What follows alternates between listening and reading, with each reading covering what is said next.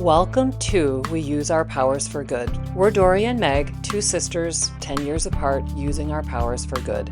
We talk about grief, life, love, and everything in between, with humor, honesty, and the hope that what we're learning might help you too.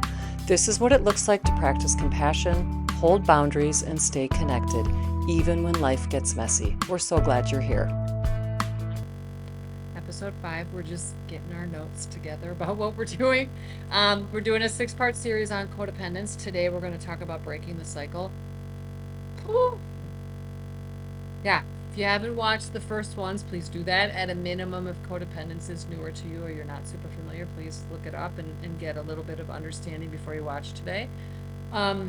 Q Chains by Fleetwood Mac. Yeah, there you go. Okay, so breaking the cycle, we're just going to kind of do a bird's eye view. Many of us grew up in homes where this is how things were. So if it wasn't labeled, and in our case, it was labeled later by friends and when we were doing work, but I don't want to say it didn't matter if the pattern was already there, right? So it's not like it goes away.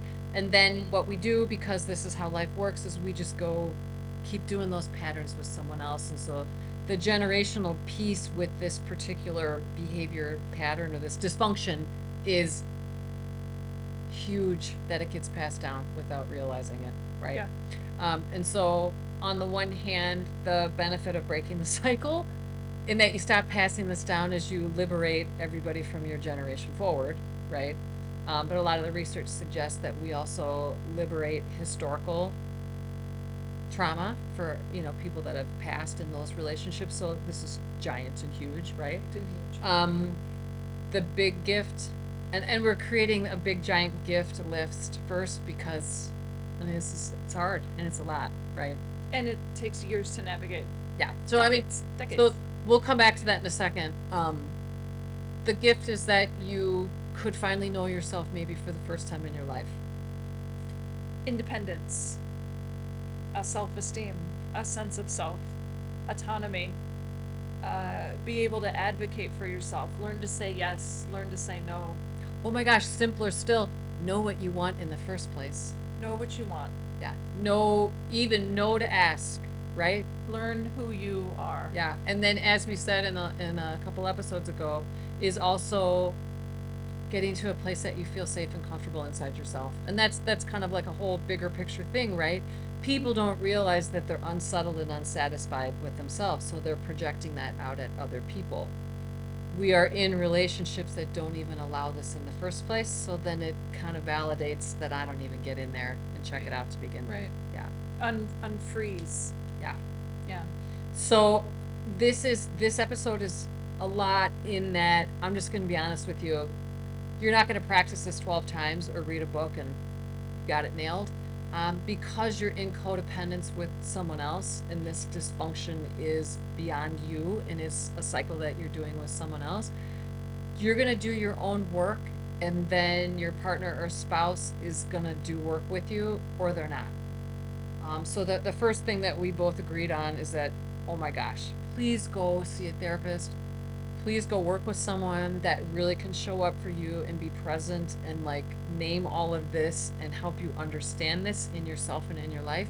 This is not something, and I got to tell you, I'm the first one. If there's something I can go do by myself, I'm going to go do it. And we've said that in other episodes. This is not that. No, because you have to practice. Yeah. And we don't have to do anything. We're not the boss of you, right? We're suggesting that having someone that can model with you and give you the experience, which is a therapist, then allows you to go practice it in your real life, right? And the place that you practice are relationships that are further from you. So like work, friends, neighbors. You don't practice with your spouse or partner first. I mean, that sounds like madness, right? But it can create madness. Yeah. Second is that if you're in an area where you have what's called DBT, it's dialectical behavioral therapy. Essentially, they're groups that meet. So like we have one in the South Metro where I live, and that meets twice a week. Insurance pays for it. It's 2 hours a week, and you go practice with the same group for 8 to 10 months. And I know it sounds insane, Oh my gosh, it's amazing. Yeah, that sounds It's amazing. amazing because you're listening to other people's stories and then using your own stories, and you can see yourself in other people. But so that's a suggestion. Of course, read books. There's lots of great literature out there about it. But the key next thing is you gotta have someone safe to practice this with.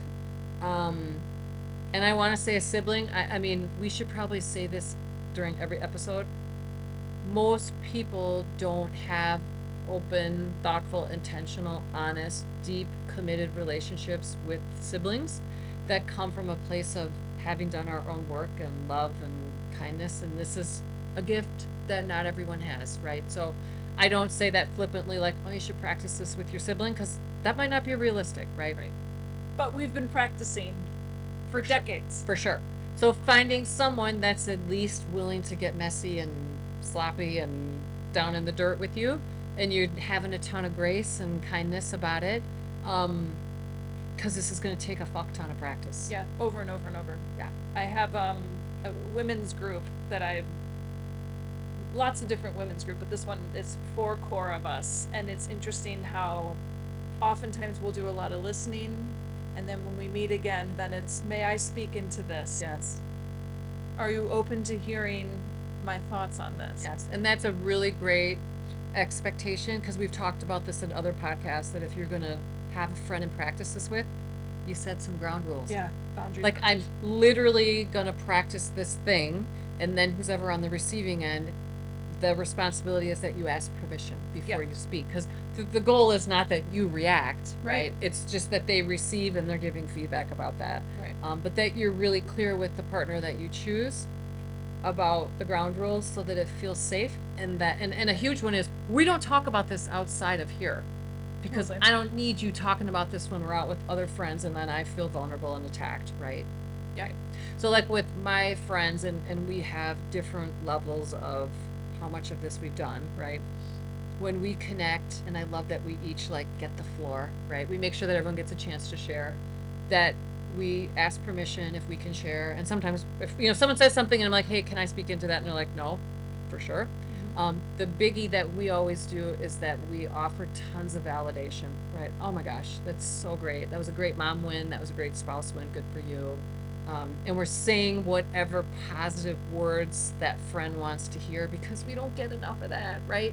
So that you're being super encouraging with this vulnerable new skill that you're practicing is huge, huge, huge. And boundaries. I mean,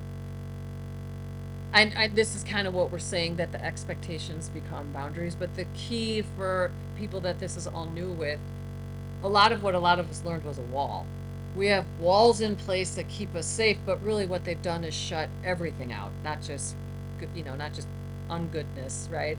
And so a boundary is something that is, it's permeable, but it's something that I've put in place that keeps me safe and allows love and goodness to come my way. Right. Right. And so that a boundary looks like very clear, distinct words.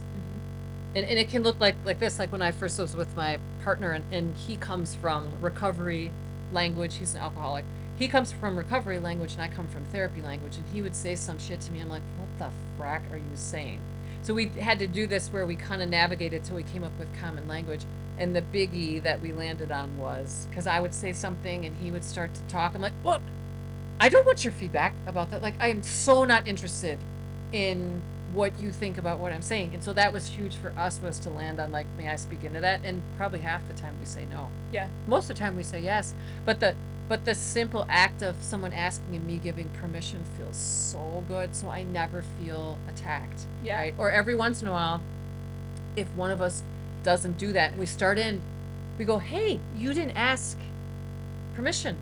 And one of us will literally stop, take a breath, ask permission, and we still allow them to talk, but because they then got permission, it feels different. Yeah. So that boundary is enormous. And what we do often, I don't like my husband in my business, like my business, my work business. Yes. And so oftentimes, and it took me years to navigate, if I came home with a vent or something, he'd start problem solving, and that drove me crazy.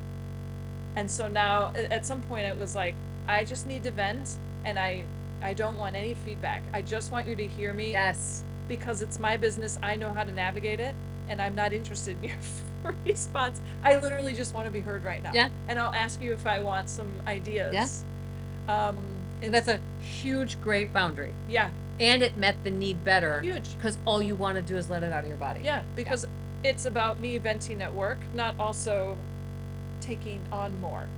I'm at my fill with it and I need to let it out, not navigate and problem solve right now. I just need to let it out. Yeah, but this is also a great example of, because we wanted to mention this, is when you start to learn this, you're not gonna go into these big giant relationships, your spouse or your, right?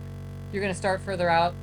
You practice a piece. Yeah. You practice one piece, which is speaking up for yourself or not getting out and buffing ahead of them, right? You're working on little pieces and components that are agreed on. You cannot work on. Would you say that it's always a specific pattern? Like if when you look and you start to gain the tools, it's very clear what the specific pattern is? I would, Or conversation or yes, so I would say with most couples, and again, because I do this kind of work with clients and I've done my own work enough, once you identify your triggers and your role, it's like 6 things or 8 Yeah. things. Like for me, it was control. Yeah. Right. So if I could control or get him to do certain things that worked, that felt better for me. Yeah. And then he was controlling me through his behavior. Yeah. Right. But you'll see it's almost the same language that they use. Our then response to that's almost the same. Yeah. Right. So once you nail down those things, that's a great point. Because I remember when my husband and I first started dating, I was a social butterfly and he wanted to stay at home. He would always say yes to going out. Do you really want to? You know, it was just this energy. I'm like, don't come. I don't need you to. If you don't want to go, don't come. I don't need you to be there with me always. Yeah. Fine, I'll go. I'm like, it was never an ask like that. Right. And so the night would unfold. He'd be a stick in the mud and he'd be resentful by the end of the night. And then one day I was like, use your words, man. If you don't want to go, just say no. Mm-hmm. And then finally, I'm not interested in going. I want to stay home and play music. And it was like, oh, yeah, job you. You know? Yeah. And then it was like, I don't know. I felt it was kind of hot because he was actually being assertive and like, yeah, getting his own needs met. Yeah. And then I didn't have a stick in the mud dragging Right. along for the night. But that's a great example of, a simple way to use this is you notice a pattern that you and your partner Yeah. or spouse use, and you try and dismantle that by getting the other person to actually voice their needs. And ahead of it. Yeah. So then it was like, hey, every time I go out and you're not interested in going, you say yes. Why do you do that? Mm-hmm. Well, I figured I have to. Why would you have to? Good Lord, that sounds like a lot of pressure. Right? That sounds codependent. So it's been fun to dismantle that. Yeah. Because there's more freedom in that. Yeah. In Meg's marriage, she was able to get to a place with her own work that her partner did work too, and they have a beautiful relationship. I was in a relationship where I did work and he, tried, and wasn't able to meet me in a place where that worked. And so our marriage ended. And my point in saying that is this work is hard. It's hard. The end that you're looking for, so like who is that, like Stephen Covey, keep the end in mind, is for you to be healthy. And I'm saying that because a lot of my female clients are like, oh, I just want my husband to XYZ. Well, that's the codependence talking, right? The goal is you. And if you're with someone that can navigate that with you, gosh, awesome. And a lot of you will be. And if you're not, that's okay. You need to be able to move on. Right. And find someone that can meet you where you're at and, use better tools. So, Yeah. Woo. Okay. So, thank you for being with us on episode 5. Stay tuned because our final episode in this series is You'll Know You're Codependent If. Woo, it's gonna be a good one. So, thanks for joining us.